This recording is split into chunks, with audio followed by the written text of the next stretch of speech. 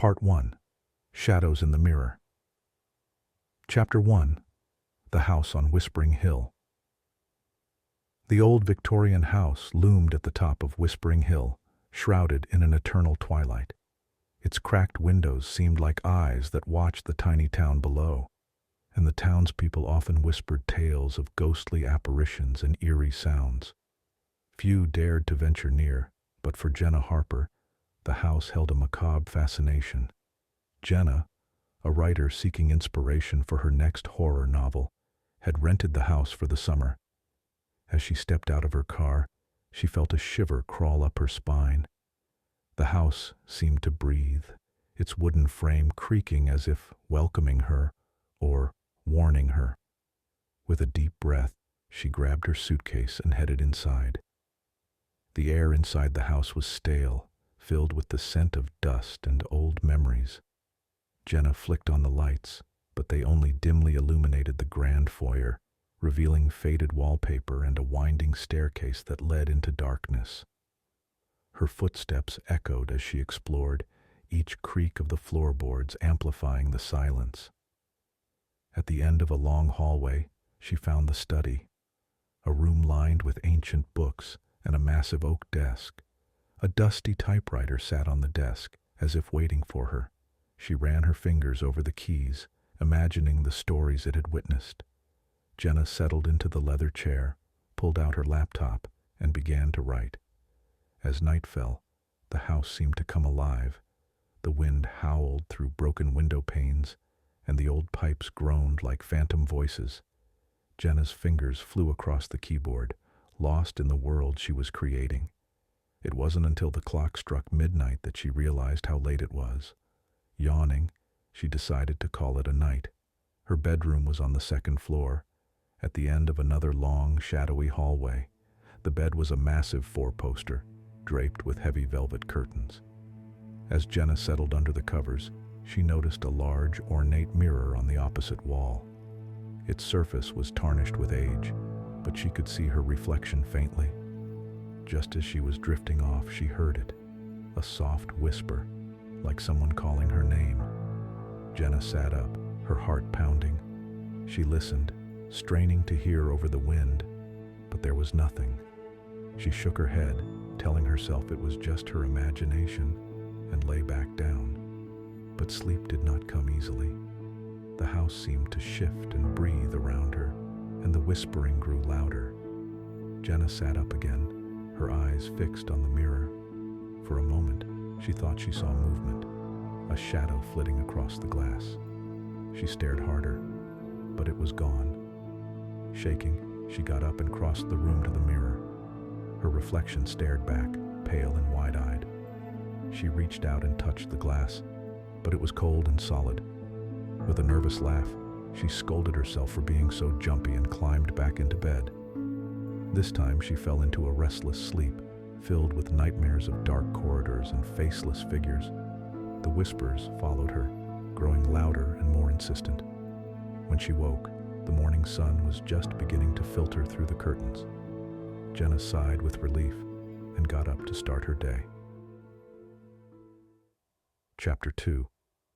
The Discovery. Over the next few days, Jenna settled into a routine. She wrote during the day and explored the house in the evenings, uncovering its secrets one by one. She found old photographs in the attic, depicting a family that had lived there decades ago. The faces were stern and unsmiling, their eyes dark and haunting. One evening, while searching the basement, she discovered a hidden door behind a stack of old crates. The door was small and covered in dust, its hinges rusted with age. Jenna hesitated, then pushed it open. Inside was a small room, barely large enough to stand in. The walls were lined with shelves, and on those shelves were dozens of glass jars, each filled with a murky liquid. Jenna picked up one of the jars, holding it up to the dim light. Floating inside was a small, preserved animal, a bat, its wings outstretched. She shuddered and put it back, her curiosity tinged with unease. As she turned to leave, she noticed something on the floor, a trapdoor, partially hidden by more crates. Her heart pounding, Jenna moved the crates aside and pulled open the trapdoor. A narrow staircase descended into darkness. She grabbed a flashlight from the shelf and started down, the stairs creaking under her weight. At the bottom was another room, this one filled with old furniture covered in white sheets. In the center of the room was a large, ornate mirror, similar to the one in her bedroom. Jenna approached the mirror, her reflection barely visible in the dim light. She reached out and touched the glass, just as she had in her bedroom. This time, the glass felt different, softer, almost like water. She pulled her hand back, her breath catching in her throat. Suddenly, the flashlight flickered and went out, plunging the room into darkness. Jenna fumbled with it, her fingers trembling. When the light came back on, she gasped. In the mirror, her reflection was smiling, a cold, cruel smile that did not match the fear she felt. She stumbled back, her heart racing. The mirror's surface rippled, and a shadowy figure began to emerge, its eyes glowing with an unnatural light. Jenna screamed and ran up the stairs, slamming the trapdoor shut behind her. She could hear the whispering again, louder this time, echoing through the house. Breathless, she made her way back to the main floor and locked herself in the study. She tried to focus on her writing, but her hands were shaking too much to type. The whispers seemed to surround her, seeping through the walls and filling her mind. As night fell, Jenna knew she had to leave the house. She packed her things quickly, her eyes darting to the shadows that seemed to close in around her. Just as she was about to step outside, she felt a cold hand on her shoulder. She spun around, but there was no one there, just the empty, silent house. Jenna ran to her car and drove away, not looking back. But as she glanced in the rearview mirror, she saw it, the shadowy figure standing in the doorway, watching her with glowing eyes. The whispering followed her, growing fainter as she sped away, but she knew it would never truly leave her. The house on Whispering Hill had claimed another soul, and its secrets remained buried in the darkness, waiting for the next curious visitor to uncover them. Chapter 3. The return months passed, and Jenna tried to forget her time in the house. She moved back to the city and focused on her writing, but the nightmares continued to haunt her. The whispers were always there, just at the edge of her hearing, and the shadowy figure appeared in every mirror she looked into. Desperate for answers, Jenna began to research the house and its history. She discovered that it had been built in the late 1800s by a wealthy family, the Whitmores, who had mysteriously vanished one night. The house had changed hands many times since then, but every owner reported strange occurrences, whispers, shadows, and a feeling of being watched.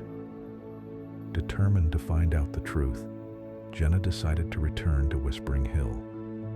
She drove back to the town and rented a room at the local inn, planning to visit the house during the day. But as she approached the hill, she felt the same sense of dread she had experienced before.